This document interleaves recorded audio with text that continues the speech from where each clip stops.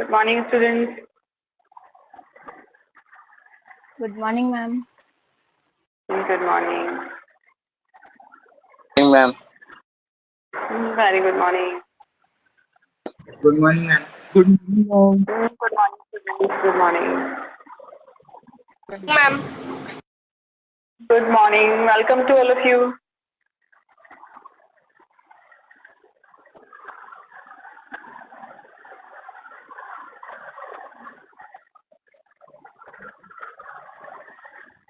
Good morning, Divyansh. Good morning, Kritika. Good morning, Khushi. Good morning, Rahul. Very good morning.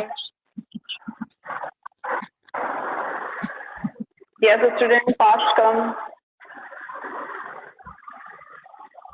As we have to start our class, only 30 students are there.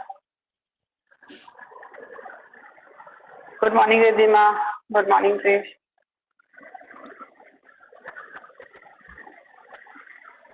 Sound Audible है ना? कोई problem तो नहीं है sound में?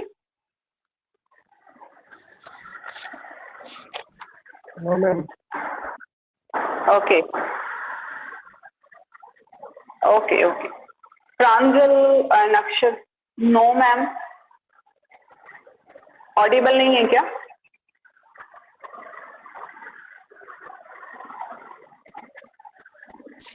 Ma'am Audible है आपका sound.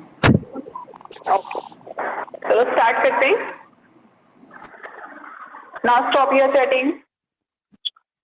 Okay, be sincere. देखो, हम इनऑर्गेनिक का चैप्टर नंबर 1 स्टडी कर रहे हैं, जिसमें हमें बेसिक कंसेप्ट पढ़ाई जाएंगी केमिस्ट्री की। हमें केमिस्ट्री से जोड़ा जा रहा है, ठीक है, हमें तैयार किया जा रहा है केमिस्ट्री के लिए। तो कुछ बेसिक से कंसेप्ट हम देखकर आए हैं, अभी भी हम बेसिक के साथ ही कंटिन्यू करेंगे। पूरा चैप्टर हमारा बेसिक पर ही बेस्ड है। तो देखो, जैसे कि कुछ छोटे छोटे से टर्म्स हैं केमिस्ट्री के, जिन्हें हम क्लियर करेंगे। जैसे कि हमसे मास और वे के बीच में डिफरेंशिएशन पूछा जाता है। जनरली हम एक ही वे में लेते हैं मास को और वेट को। जैसे कि आपसे आप जनरली वजन को मेजर करने के लिए आप इंग्लिश में टर्म यूज करते थे वेट, आज तक हम यही यूज करते आए हैं, ठीक है। बट जब आप साइंस पढ़ते हो तो मास करके नया टर्म आता है, जो कि वेट को या वजन को मेजर करने के लिए, सब्सटेंस के वे को मेजर करने के लिए मास जनरली टर्म यूज किया जाता है। तो आज उस मास और वे के बीच में डिफरेंस देखते हैं, फिर उसके बाद वॉल्यूम देखेंगे हम। ये सारी जो टर्म्स है हमारी छोटी छोटी क्लासेस में सब क्लियर होती हैं, ठीक है। तो केमिस्ट्री के बेसिस पर इन्हें हम अच्छे से समझेंगे। उसके बाद डेंसिटी देखेंगे, ठीक है, इन सब की यूनिट्स देखेंगे हम। तो बात करते हैं मास और वे की। देखो, मास क्या है? मास एक्चुअल में होता है हमारा जो भी किसी मैटर का, हम अपनी बात ना करके किसी मैटर की बात करें, जैसे कि ये डस्टर है, इसका मास पूछा जाए आपसे तो आप वो मेजर करके बता सकते हो, ठीक है, इसे बैलेंस में मेजर करके बता सकते हो। बट एक्चुअल में मास को डिफाइन कैसे करोगे? Amount of matter present in this substance. इस सब्सटेंस के अंदर कितना मैटर प्रेजेंट है, और मैटर किससे मिलकर बना है? ऑब्वियसली एटम्स है, मॉलिक्यूल्स हैं, ठीक है। तो amount of matter present in this substance is known as its mass, okay. और एसआई ने भी, एसआई सिस्टम ने भी इसकी यूनिट्स हमें बताई हैं। किलोग्राम है, अगर आपको कम मेजर करना है तो ग्राम है, ठीक है। और इसके अलावा आप वेट की बात करो तो वेट देखो एक फोर्स है, ठीक है, force exerted on any substance. इस सब्सटेंस पर लगने वाला फोर्स कौन लगा रहा है? वो फोर्स ग्रेविटी लगा रही है, ठीक है।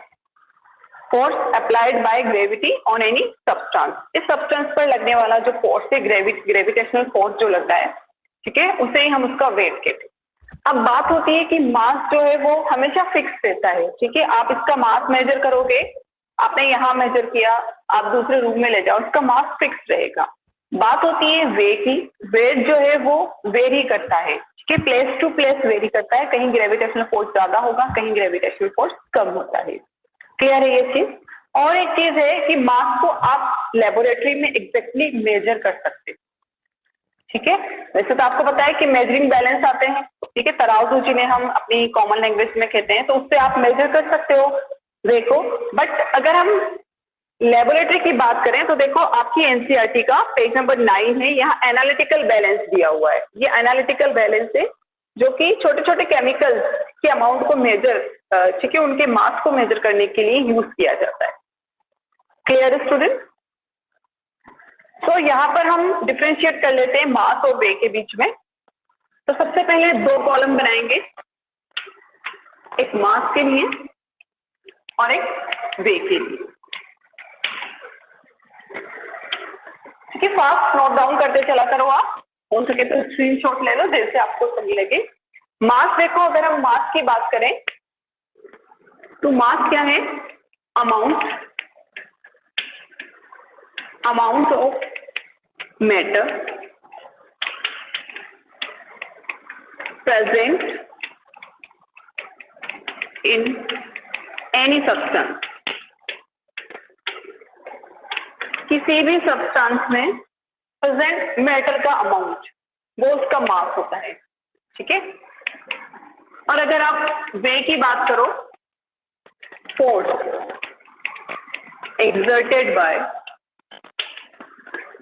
exerted by gravity on any substance।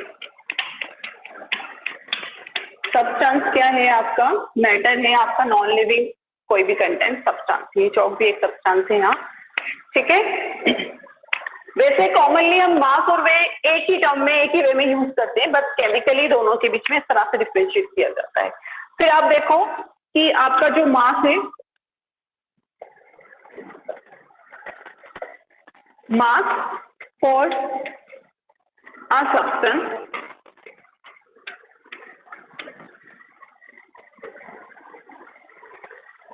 Is constant. ठीक है, एक सब्सटेंस का जो मास है वो हमेशा कांस्टेंट रहता है, इसमें चेंज नहीं होगा। जबकि आप वे की बात करो तो वे क्या करता है? वेरी करता है।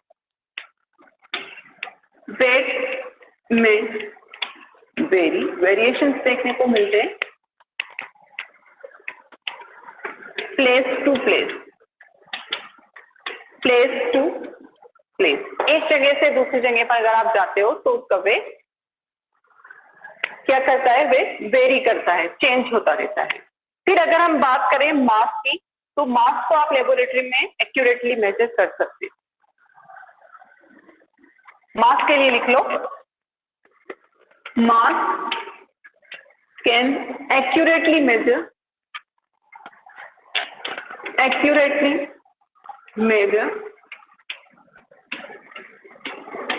इन लेबोरेटरी। ठीक है, और किसका यूज करते हो मास को मेजर करने के लिए? आप एनालिटिकल बैलेंस, जैसा कि मैंने अभी आपको दिखाया आपकी एनसीईआरटी में, उस एनालिटिकल बैलेंस का यूज किया जाता है। तो ये तो जनरली मास और वेट के बीच में डिफरेंस हो गया। मास के यूनिट्स आप देखकर आए हो, एसआई ने भी अपनी 7 यूनिट्स जो स्टैंडर्ड यूनिट्स है उनमें मास की यूनिट को भी जगह दी है। ठीक है, फिर हम वेट की बात करें तो एक्चुअल में फोर्स है, तो ऑब्वियसली जो फोर्स की यूनिट्स है वही वेट के लिए यूज की जाए। ओके, इसका स्क्रीनशॉट लो, फिर हम वॉल्यूम की तरफ चलते हैं।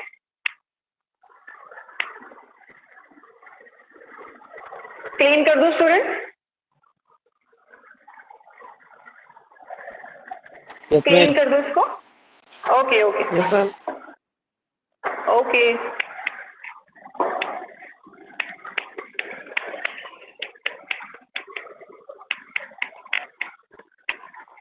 ये आपका नंबर ऑफ स्टूडेंट बहुत कम है, 72 स्टूडेंट्स एनरोल है हमारे क्लासरूम में, जिसमें से ओनली 41 स्टूडेंट्स प्रेजेंट हैं। बाकी बच्चे कहाँ पर हैं? पढ़ना नहीं है क्या उन्हें?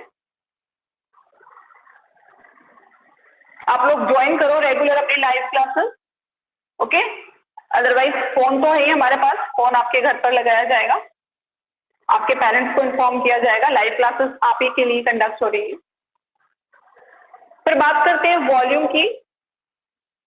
तो देखो वॉल्यूम क्या है? वॉल्यूम वो स्पेस है जो कि किसी पर्टिकुलर सब्सटेंस ने या मैटर ने ऑक्युपाइड किया हुआ है, वो उसका वॉल्यूम कहलाता है। ठीक है, जैसे कि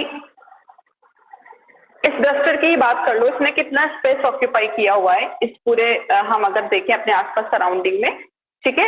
अगर आप इसको यहाँ इस तरह से रखते हो तो ये रखा हुआ है प्लस इसमें इसके चारों जो साइड से इन्होंने स्पेस ऑक्यूपाइड जितना भी किया हुआ है सराउंडिंग में वो इसका वॉल्यूम कहलाएगा। ओके, तो वॉल्यूम के लिए लिखो, कोई नया टर्म नहीं है ये हमारे लिए। वॉल्यूम क्या है? Amount of substance, amount of space, sorry, amount of space occupied by a substance। किसी सब्सटेंस ने जितना अमाउंट ऑफ स्पेस ऑक्यूपाई किया है वो उसका वॉल्यूम कहलाएगा।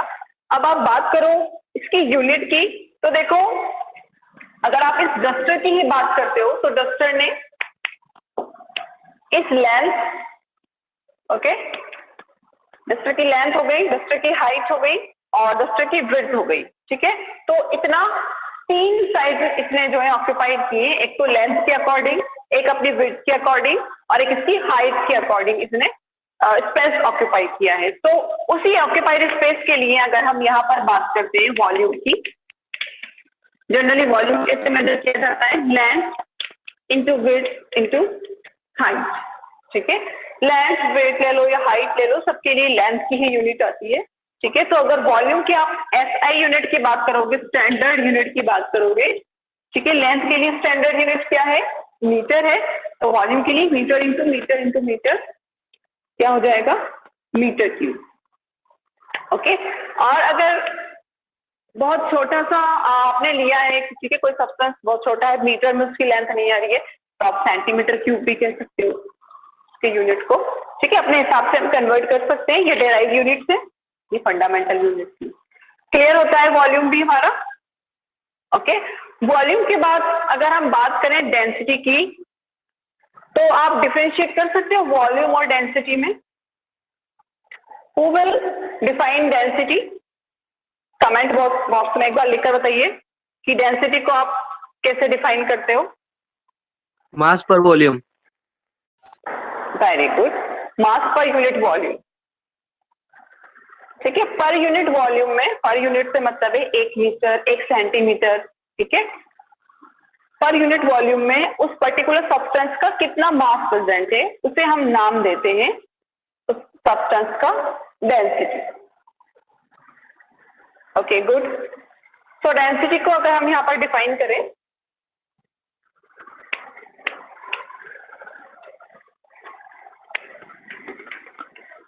डेंसिटी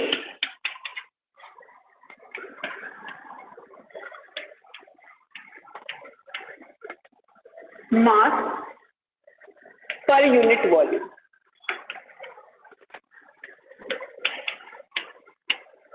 पर यूनिट वॉल्यूम में अगर वॉल्यूम आपने मेजर कर लिया, पर यूनिट वॉल्यूम में कितना मास पर्टिकुलर प्रेजेंट है। ओके, गुड सलोनी, अच्छे से डिफाइन कर रहे हो आप डेंसिटी को। तो डेंसिटी देखो किसी भी सब्सटेंस की डेंसनेस को शो करती है। जैसे कि देख लो, मान लो कि हमारे पास ये 1-1 लीटर के कुछ कंटेनर्स हैं, ठीक है। 1-1 लीटर इनका वॉल्यूम हम मानकर चल रहे हैं। इन कंटेनर में मान लो इस कंटेनर में कुछ गैस भरी हुई है जिसके कुछ मॉलिक्यूल्स है इस तरह से इतनी दूर है, जबकि यहाँ पर जो गैस भरी हुई है उसके मॉलिक्यूल्स इस तरह से इतने पास, ठीक है। तो जब आप पर यूनिट वॉल्यूम में मास मेजर करने जाओगे तो आपको इस सब्सटेंस का, ठीक है, इस गैस का आपको मास ज्यादा देखने को मिलेगा, ठीक है। इसकी डेंसिटी आपको ज्यादा देखने को मिलेगी क्योंकि दोनों 1-1 यूनिट को शो कर रहे हैं। मान लो 1 सेंटीमीटर या मान लो 1 लीटर, ये भी 1 लीटर है, ठीक है। तो इस 1 लीटर में डेंसिटी कहाँ ज्यादा है? यहाँ पर, यहाँ मास 1 लीटर में ज्यादा है, यहाँ पर मास 1 लीटर में कम शो हो रहा है। तो ज्यादा डेंसिटी किसकी हो गई है?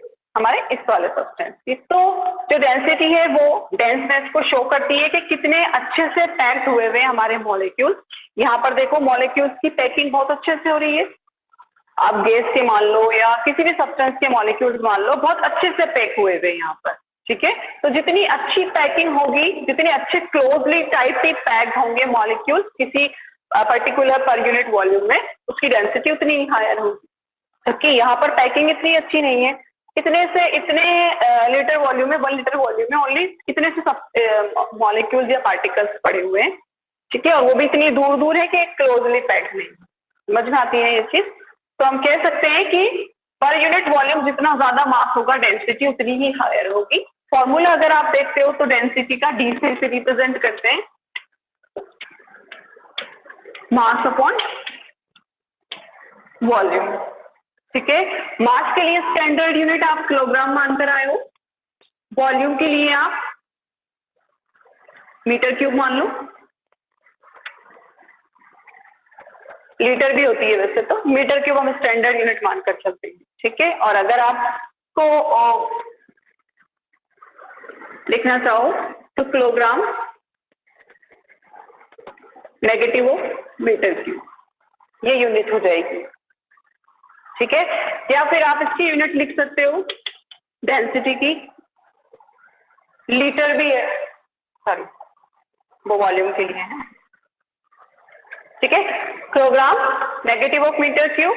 और अगर बहुत छोटा सब्सटेंस आपने लिया है तो आप किलोग्राम को ग्राम में लिखोगे और मीटर को सेंटीमीटर नेगेटिव ऑफ क्यूब कर सकते हो, ठीक है। तो हम अपने हिसाब से यूनिट्स को स्टैंडर्ड यूनिट से डेराइव भी कर सकते हैं। ये होती है हमारी डेंसिटी। क्लियर है ना स्टूडेंट? ठीक है, तो एक चीज ध्यान में रखना, जितने ज्यादा क्लोजली पैक्ड, जितने ज्यादा टाइटली पैक होंगे ना मॉलिक्यूल के अंदर, मॉलिक्यूल में सब्सटेंस में जो मॉलिक्यूल जितने ज्यादा पास होंगे, जितने क्लोजली पैक्ड होंगे, उतनी ही ज्यादा डेंसिटी आपको देखने को मिलेगी सब्सटेंस। क्लियर होती है ये चीज? तो ये तो थे कुछ छोटे छोटे से टर्म्स। अब देखो वॉल्यूम को मेजर करने के लिए लेबोरेटरी में यहाँ आपकी एनसीईआरटी में कुछ दिए हुए हैं यहाँ पर, जैसे कि वॉल्यूमेट्रिक फ्लास्क है, ओके, ग्रेजुएटेड सिलेंडर है। ग्रेजुएटेड यानी सिलेंडर सा होता है कांच का बना हुआ, जिसमें मार्किंग होती है, इसलिए उसे ग्रेजुएटेड सिलेंडर बोलते हैं। फिर आप लैब में जाओगे तो आपको इस तरह से पिपेट और ब्यूरेट करके ट्यूब्स देखने को मिलेंगी, वो भी वॉल्यूम को मेजर करने के लिए यूज की जाती है। Clear student? तो इसमें टेम्परेचर है, तो टेम्परेचर तो हमारा यूजुअल सा टर्म है। टेम्परेचर के लिए जनरली हमने देखा था कि केल्विन स्टैंडर्ड यूनिट है, और उसके अलावा आप डिग्री सेंटीग्रेड भी यूज करते हो, फॉरेनहाइट भी यूज करते हो। डिग्री सेंटीग्रेड को फॉरेनहाइट में आपको कन्वर्ट करना है तो आपकी एनसीईआरटी में फॉर्मूला दिया हुआ है, वो हम यूज कर सकते हैं, ठीक है। तो ये तो थे सिंपल से टर्म्स। अब बात करते हैं हम एक्चुअल में मेजरमेंट की तरफ ही आते हैं। आप प्रॉपर्टीज का मेजरमेंट कर रहे थे, ठीक है, आपने जो टर्म्स पढ़ी है, मास है, आपका वॉल्यूम है या फिर डेंसिटी है, आपने इनको मेजर किया, ठीक है, आपने लैब में मेजर किया। तो कुछ ये जो आपका मेजरमेंट आता है ना, किसी भी प्रॉपर्टी का मेजरमेंट हो, वो अपने साथ एक तो एग्जैक्ट वैल्यू लेकर आता है और कुछ अनसर्टेन वैल्यूज होती है। जैसे कि आप कहते हो ना कि आपसे रिजल्ट पूछा जाता है आपकी कितनी परसेंटेज बनी है एग्जाम में, तो आप बोलते हो 80 पॉइंट समथिंग। तो 80 तो एग्जैक्ट है, उसके साथ पॉइंट समथिंग यानी कि मैं भी कुछ भी हो सकता है, 0.1, 0.2, 0.3। तो जो एग्जैक्ट वैल्यू है वो आपकी सर्टेन वैल्यू हो गई आपके रिजल्ट के साथ, और पॉइंट के बाद जो है वो आपकी अनसर्टेन वैल्यू हो गई। तो किसी भी तरह का मेजरमेंट हो, कुछ ना कुछ अनसर्टेनिटी उसमें बनी हुई रहती है। जैसे कि आप स्केल पर आप मेजर करते हो कि रिजल्ट मेरा आया 15.4 सेंटीमीटर, आपने कुछ मेजर किया, ठीक है। तो जो 15 है यहाँ पर, ये 15 तो क्या है आपका, कैसा डिजिट है, सर्टेन। सर्टेन यानी बिल्कुल फिक्स्ड है कि 15 तो होगा मेरे रिजल्ट में, 15 सेंटीमीटर तो है। 0.4 तो ध्यान रखो, 0.4 यानी 4 से 0.4 से 0.5 के बीच की जितने भी वैल्यू ने आप या तो 0.4 लिख दोगे या 0.5 लिख दोगे। समझ में आ रही है ये चीज? ठीक है, अब वो 0.40 हो, 41 हो, 42 हो, आपको नहीं पता, ओके। तो ये जो पॉइंट के बाद वाला जो टर्म है, ये अनसर्टेन है। क्या कहते हैं इसको? अनसर्टेन कहते हैं, ठीक है। तो जो आपका मेजरमेंट है हमेशा अपने साथ सर्टेनिटी प्लस अनसर्टेनिटी दोनों को लेकर चलता है हमारा मेजरमेंट, ठीक है। मेजरमेंट के जो रिजल्ट है, यूनिट तो आपने देखा कि मेजरमेंट आपका एक तो नंबर से रिप्रेजेंट किया जाएगा, साथ ही साथ एक यूनिट होगी। तो यूनिट तो अपनी जगह है, यूनिट फिक्स है, यूनिट आपके लिए SI सिस्टम ने मेहनत की, आपको स्टैंडर्ड यूनिट्स दिए, बट मेन चीज जो है अनसर्टेनिटी जो हमें देखने को मिलती है वो यूनिट से नहीं मिलती है, वो मिलती है हमें हमारे न्यूमेरल से, हमारे नंबर से देखने को मिलती है।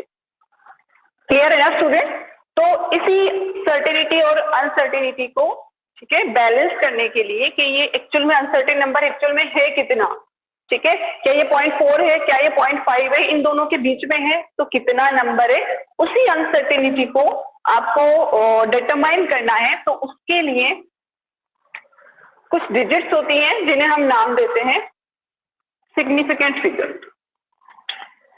सिग्निफिकेंट फिगर, ठीक है। ये सिग्निफिकेंट फिगर क्या करते हैं, आपके मेजरमेंट में मिलने वाली अनसर्टेनिटी को डिटरमाइन करते हैं कि ये अनसर्टेनिटी है, इसे डिटरमाइन करना है। समझ में आ रहा है कि इस अनसर्टेनिटी को अपने रिजल्ट से हटाना है, आपको एक्यूरेट रिजल्ट लाना है, तो आपको किसकी हेल्प लेनी होगी? सिग्निफिकेंट फिगर की हेल्प लेनी होगी। क्लियर है ना ये चीज? अब आपसे कोई सिग्निफिकेंट फिगर की डेफिनेशन पूछे तो आप कह सकते हो meaningful digit which are known with certainty. किसी भी रिजल्ट में, किसी भी नंबर में वो मीनिंगफुल डिजिट जो कि सर्टेनिटी के साथ फिक्स होती है। ओके, सो यहाँ पर सिग्निफिकेंट फिगर आप समझ गए। आपके सिग्निफिकेंट फिगर्स हमें केमिस्ट्री में या हमें साइंस में या मेजरमेंट के लिए क्यों यूज किए जाते हैं? ताकि आपके मेजरमेंट के रिजल्ट के साथ जो अनसर्टेनिटी जुड़ी हुई है, ठीक है, जिससे आपका रिजल्ट आपको एक्यूरेट नहीं पता चल रहा, उस अनसर्टेनिटी को फिक्स करने के लिए, डिटरमाइन करने के लिए, उस अनसर्टेनिटी को खत्म करने के लिए जिन फिगर्स का, जिन नंबर्स का यूज किया जाता है उन्हें हम सिग्निफिकेंट फिगर कहते हैं। ठीक है, तो डेफिनेशन लिख लो। Significant figure, meaningful digit, meaningful digit which are known with certainty। वो मीनिंगफुल डिजिट जो कि सर्टेनिटी के साथ फिक्स्ड होती हैं, वो क्या कहलाती हैं? Significant figure. इस डेफिनेशन को नोट डाउन करो, फिर आगे चलते हैं हम। आप कोई रिजल्ट लिख लो, एग्जाम्पल देखो, आप लिख सकते हो यहाँ पर significant figure, significant figure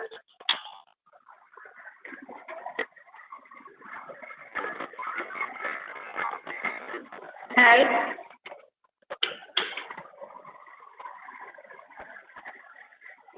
to reduce uncertainty in measurement। Clear है ना स्टूडेंट? सिग्निफिकेंट फिगर का मीनिंग हमने देखा। तो सिग्निफिकेंट फिगर करते क्या है? संयम, गुड मॉर्निंग, लेक्चर स्टार्ट हो गया हमारा, 20 मिनट्स हो चुके हैं। ओके, तो सिग्निफिकेंट फिगर हेल्प करते हैं to reduce uncertainty in measurement. आपके मेजरमेंट में जो अनसर्टेनिटी है उसे कम करना, आपके मेजरमेंट को एक्यूरेट बनाना, उसमें हेल्प करते हैं आपके सिग्निफिकेंट फिगर।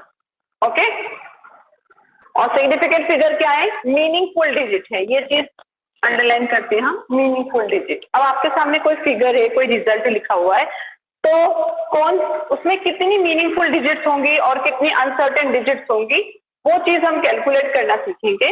तो ये जो आपके सिग्निफिकेंट फिगर है, इनके कैलकुलेशन के लिए, या आप कह सकते हो इनके डिटर्मिनेशन के लिए कुछ पर्टिकुलर रूल्स हैं, उन रूल्स की स्टडी करते हैं हम। इसे नोट डाउन करो। नोटेड है ना स्टूडेंट? क्लियर कर दूं? Yes ma'am. Ma'am. Okay okay,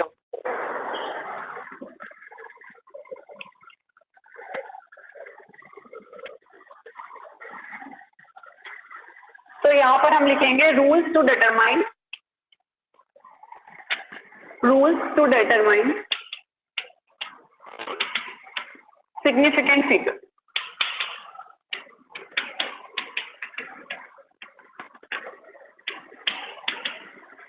कुछ रूल्स हैं, ठीक है। केमिस्ट्री में हम अपने हिसाब से किसी भी फिगर को सिग्निफिकेंट नहीं कह सकते हैं। हो सकता है जिसे हमने सिग्निफिकेंट माना है वो अपने आप में अनसर्टेनिटी लिए हुए हो, ठीक है। तो सबसे पहला है कि जितने भी किसी भी रिजल्ट में, किसी भी नंबर में जितने भी नॉन जीरो नंबर है, जीरो के अलावा जितने भी नंबर है वो सारे सिग्निफिकेंट होते हैं। तो नोट डाउन करो यहां पर, all non zero digit, all non zero digit are significant.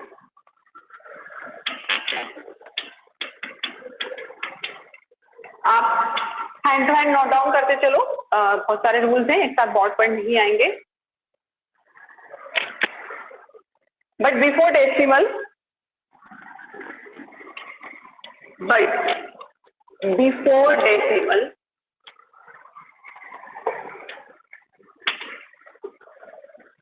point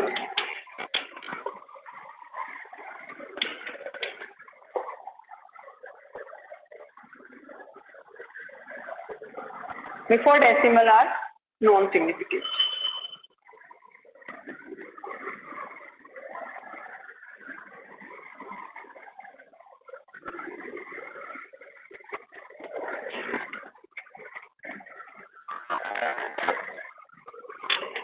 Non-significant.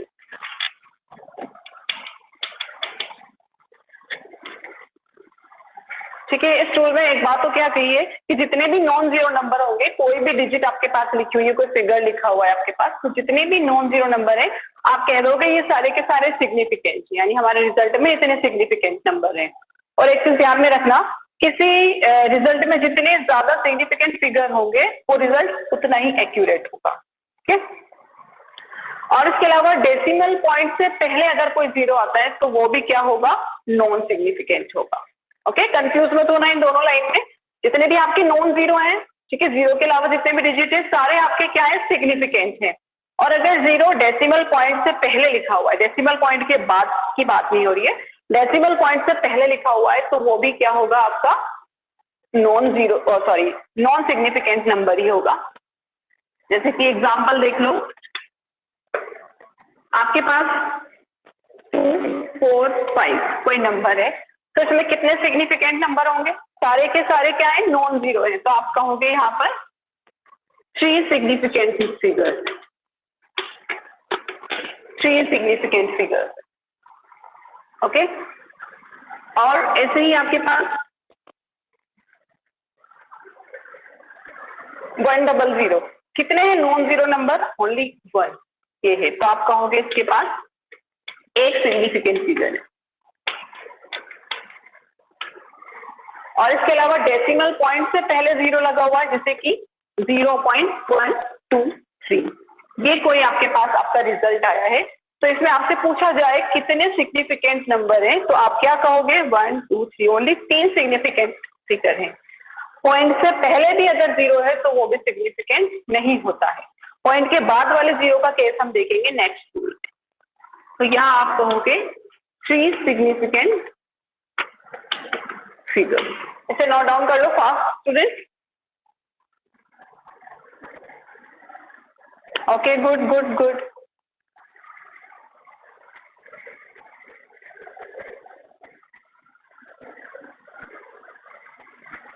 Okay, clean कर दो इसको। Yes ma'am.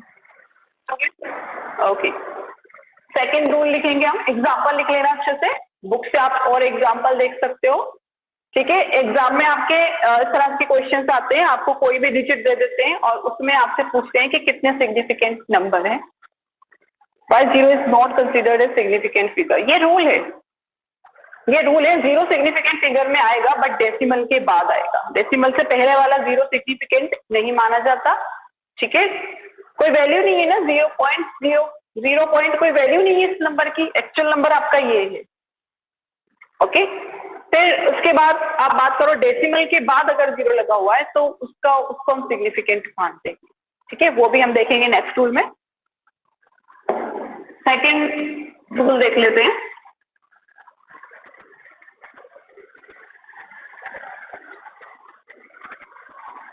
0 preceding the first non-zero digit, 0 preceding the first non-zero digit। एक बार रूल लिख लो, 0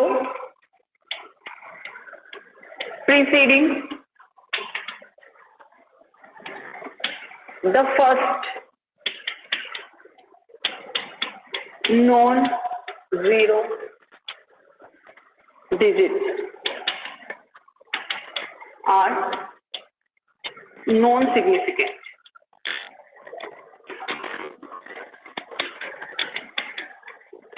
क्या समझते हो इससे आप कि वो जीरो जो कि फर्स्ट नॉन जीरो नंबर से पहले आ रहा है वो भी क्या होगा हमारा non zero, sorry non significant होगा।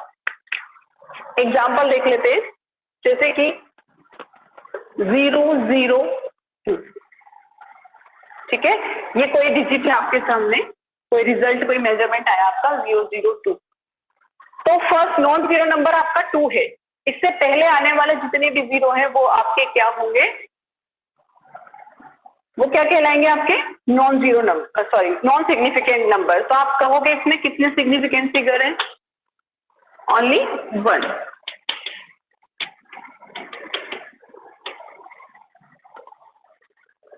ओके, और इसके अलावा इस नंबर को आप ऐसे भी लिख सकते हो 0.002। आप मुझे बताओ इसमें कितने सिग्निफिकेंट फिगर है। वैसे तो हम डेसिमल पॉइंट के बाद जो जीरो आते हैं उन्हें सिग्निफिकेंट में रखते हैं, डेसिमल पॉइंट से पहले वाले नॉन सिग्निफिकेंट होते हैं। बट जो सेकंड रूल है हमारा वो क्या कहता है कि फर्स्ट नॉन जीरो नंबर से पहले आने वाले जितने भी जीरो हैं वो सब क्या होते हैं, नॉन सिग्निफिकेंट होते हैं।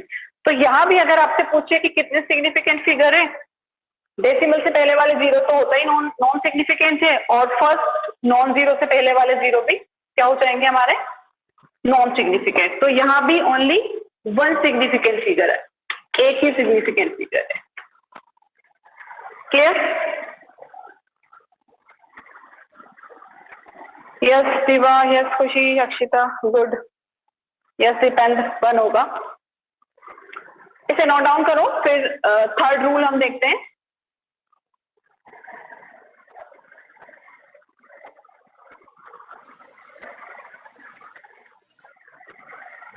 मैम, यस मैम, हाँ मैम बोलो। बट 100 में 1 के बाद मैम 0 की वैल्यू होती है ना, तो मैम उसको क्यों नॉन 1 के बाद सिग्निफिकेंट फिगर? किसके लिए बोल रहे हो आप? मैम 100 नंबर में 1 के बाद 0 की वैल्यू होती है ना। हाँ यस, 100 में 1 के बाद 0 की वैल्यू है। बट देखो आपने अगर बात की है सिग्निफिकेंट फिगर की बात कर रहे हैं हम, ठीक है, हमारा जो रिजल्ट है उसकी एक्यूरेसी की बात कर रहे हैं। तो अगर आप 100 और 101 इनके बीच में कंपेयर करो कि इनमें से कौन सा रिजल्ट ज्यादा एक्यूरेट है, तो आपका ज्यादा एक्यूरेट रिजल्ट 101 होगा। क्यों? क्योंकि इसमें 1 2 3 सिग्निफिकेंट नंबर है, जबकि इसमें सिर्फ ये एक सिग्निफिकेंट नंबर है। ठीक है, ऐसा नहीं है कि 100 की कोई वैल्यू नहीं है। ठीक है, आप रिजल्ट को कंपेयर कर रहे हो, मेजरमेंट के टाइम पर अगर आप देख रहे हो कि आपका कौन सा रिजल्ट एक्यूरेट है, तो वहां पर आपकी सिग्निफिकेंट नंबर हेल्प करते हैं। तो डेसिमल के बाद के सिग्निफिकेंट होते हैं। यस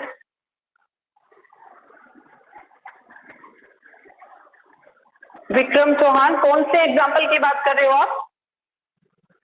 डेसिमल के बाद के सिग्निफिकेंट होते हैं, बट अगर डेसिमल के बाद डायरेक्ट जीरो आ गए, ठीक है, कोई नॉन जीरो नंबर नहीं आया, तब ये फर्स्ट नॉन जीरो नंबर से पहले के जितने भी जीरो है, फिर चाहे वो डेसिमल के बाद ही क्यों ना हो, वो हमारे नॉन सिग्निफिकेंट होते हैं। ठीक है, हर एक रूल को दूसरे रूल के साथ जोड़ते हुए पढ़ो ना, ज्यादा सही रहेगा आपके लिए। थर्ड रूल देख लो, ये चीज क्लियर हो गया ना 100 और 101 वाला?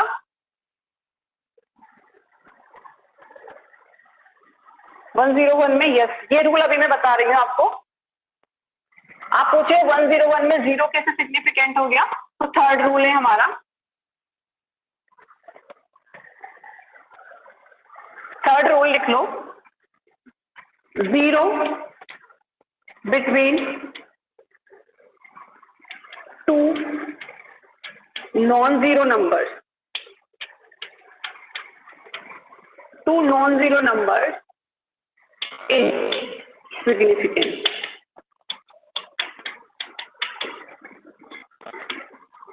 ओके अगर जीरो दो नॉन जीरो नंबर के बीच में फंसा हुआ है तो आप उसे सिग्निफिकेंट नंबर बोलोगे। जैसे कि हमने यहाँ पर 101 की ही बात की है, ठीक है, जीरो है, दो नॉन जीरो नंबर के बीच में है, ठीक है। वैसे आपने क्या देखा था कि जितने भी नॉन जीरो नंबर होते हैं वो सिग्निफिकेंट होते हैं। अगर जीरो उन नॉन जीरो नंबर के बीच में फंसा हुआ है तो वो भी सिग्निफिकेंट होगा।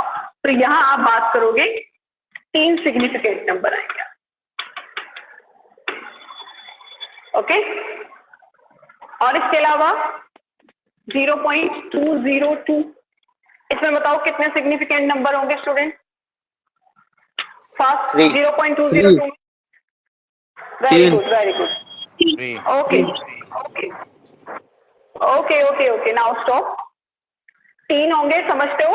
डेसिमल से पहले हमारे जीरो का कोई वैल्यू नहीं है, इसे छोड़ दो, ठीक है। 202 दो नॉन जीरो के बीच में फंसा हुआ है, तो आप कहोगे यहाँ पर 3 सिग्निफिकेंट फिगर। एक एग्जांपल और लिख लो।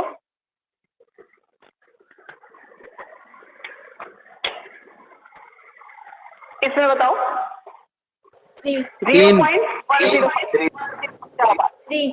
Very good, very good, okay, yes, very good, सब बिल्कुल सही जा रहे हो। 3 सिग्निफिकेंट नंबर होंगे, डेसिमल से पहले वाले का कोई वैल्यू नहीं है, डेसिमल के बाद 0 है, बट फर्स्ट नॉन जीरो हमारा 1 है, उससे पहले आने वाले 0 की कोई वैल्यू नहीं होती है, ये दोनों चले गए, तो हमारे पास सिग्निफिकेंट नंबर कितने बचे? ये 3 बचे,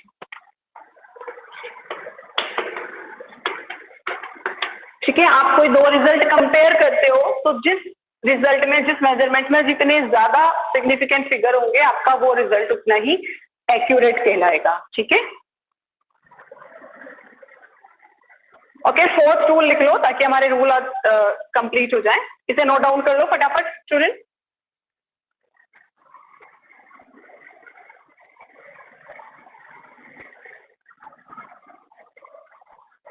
क्लीन कर दूं इसको? Yes, ma'am. Yes, ma'am. 4th और लास्ट रूल लिख लो।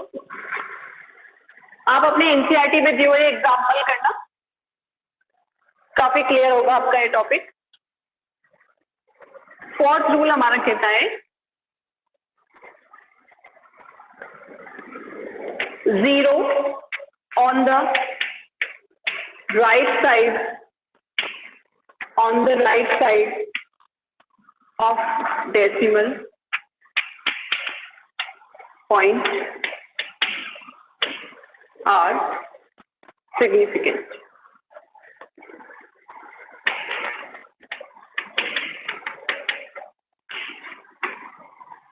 ठीक है, डेसिमल के बाद अगर आता है 0 तो वो सिग्निफिकेंट होगा, but if there is no decimal point,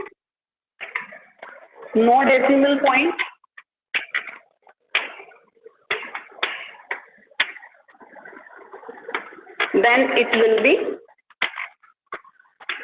non-zero. Okay, decimal के पहले वाला जो 0 था वो आपका सिग्निफिकेंट नहीं था, डेसिमल के बाद वाला 0 आपका सिग्निफिकेंट है, ठीक है। और अगर राइट साइड में कोई डेसिमल नहीं है, 0 लिखा हुआ है, तो वो आपका सिग्निफिकेंट नहीं होगा।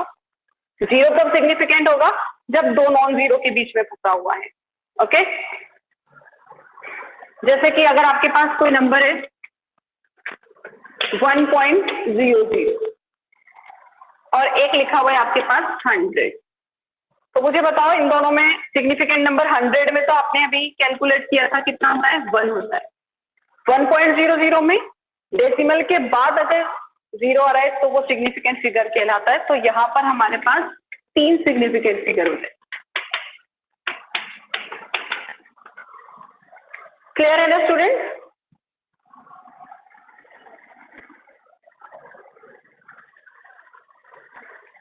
ओके, तो ये सिग्निफिकेंट फिगर्स के रूल थे, आपको दिमाग में बैठाकर चलना है।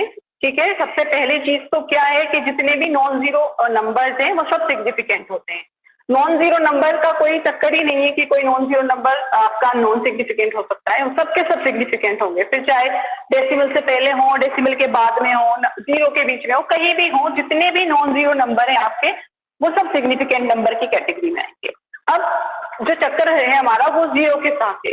जीरो कभी तो सिग्निफिकेंट है, कभी नॉन सिग्निफिकेंट है। जीरो नॉन सिग्निफिकेंट कब होता है?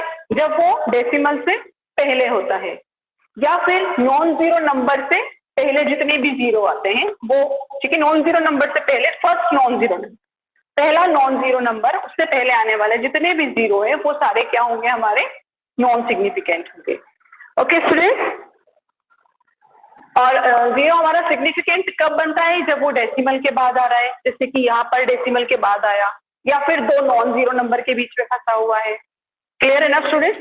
तो ये 4 रूल्स है जो आपकी सिग्निफिकेंट फिगर की प्रॉब्लम को सॉल्व करते हैं। ठीक है, आप अपने एनसीईआरटी के एग्जाम्पल कीजिए, और ठीक है, थैंक्स फॉर वॉचिंग, मिलते हैं नेक्स्ट क्लास में।